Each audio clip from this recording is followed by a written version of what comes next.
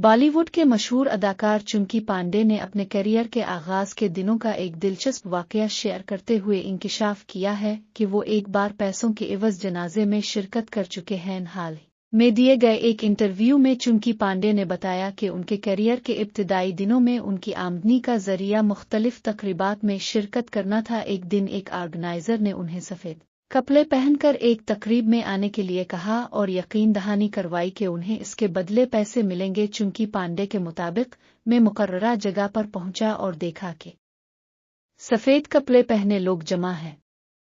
جب اندر گیا تو سمجھ آیا کہ یہ جنازہ ہے۔